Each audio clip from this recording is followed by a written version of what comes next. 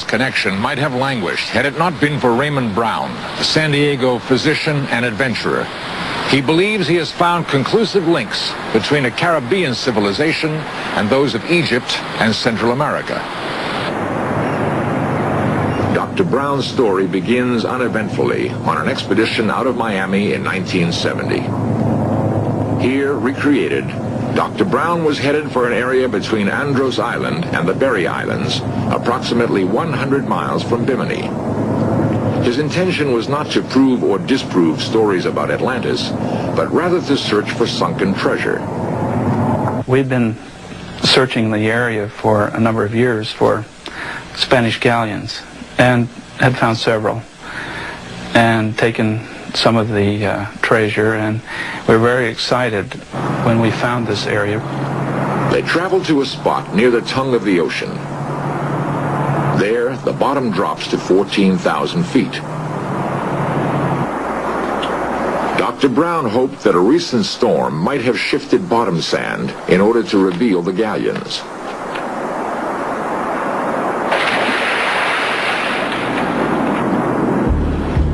The water was very murky, and we didn't get to see all that we would like to have seen, but after the storm moved the sand for us that we'd been digging on for several years unsuccessfully, we found ruins and buildings everywhere.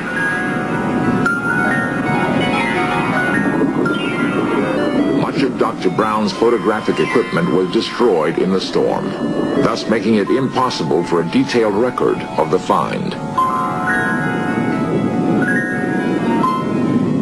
We really had no choice, because if we had gone back for new equipment that we lost during the storm, if we hadn't got in the water, even as murky as it was, the sand would have covered the buildings up and we would have lost the view. The ruins of the city Dr. Brown claims he found reflected a sophisticated level of architectural design.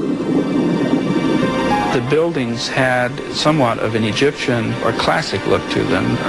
The ground mass was rippled, as though the area had been dropped into the ocean by some sort of cataclysmic action. Then Dr. Brown reported that he came across the most magnificent find of all. In the murkiness, he spotted the tip of a submerged pyramid, barely visible above the ocean floor. Looking at the structure, shape, and the size, it would be approximately 400 feet tall.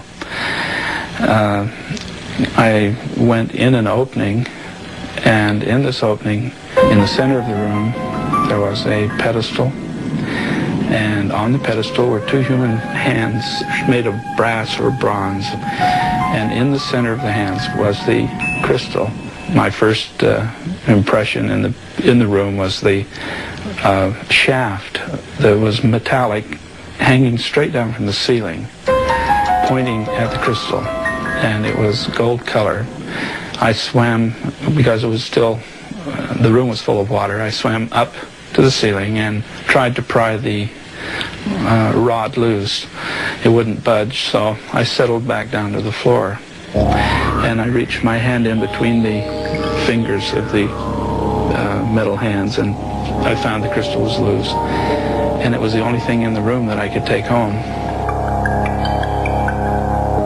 The crystal ball seems to possess powers that can repel a coiled stainless steel rod. We found a meter with a 1.5 ounce weight, and it becomes sensitive to emanations, particularly magnetic emanations around people or things if they are charged. And we find that if we can hold it straight without allowing it to flip from side to side, some strong influences will actually raise the weight in the air. Now, as we bring something into the field of the crystal, the ions tend to repel. If I can keep it balanced and bring it directly into the field and not let it tip from side to side, the weight will then not go to the side if I can keep it centered, and it will, as I come higher, it will raise it and make it weightless and actually float in the air. Some historians say the crystals were the source of Atlantean power. Dr. Dr. Brown believes his crystal is evidence that such a culture existed and possessed powers unknown to modern man. Maybe the ancients knew more than we did about life forms and life forces, and we might discover their secret. In the last decade of exploration in the waters off Bimini, new finds cause us to question old theories. Atlantis has long been thought of as a myth, a figment of fanciful imagination, a tale told by Plato to amuse ancient Athens. But what of Dr. Brown's crystal? Dr. Marcel Vogel, a researcher at IBM, has devoted more than 20 years of investigation to determine the power of crystals and their effect on human potential. Throughout history, the earliest recorded history we have, there's been a deep respect for the shape of a ball and the use of a quartz crystal ball for probing in the mind of an individual. Now, I've worked with Dr. Brown's crystal ball. I used his ball, and I felt a tremendous energy burst coming from the crystal. The discovery of the crystal has spawned speculation that possible misuse of its powers by Atlanteans caused the Great Cataclysm. The island and all its buildings, it is said, were plunged into the sea. The Bimini Wall, therefore, might be the last visible relic of that lost civilization.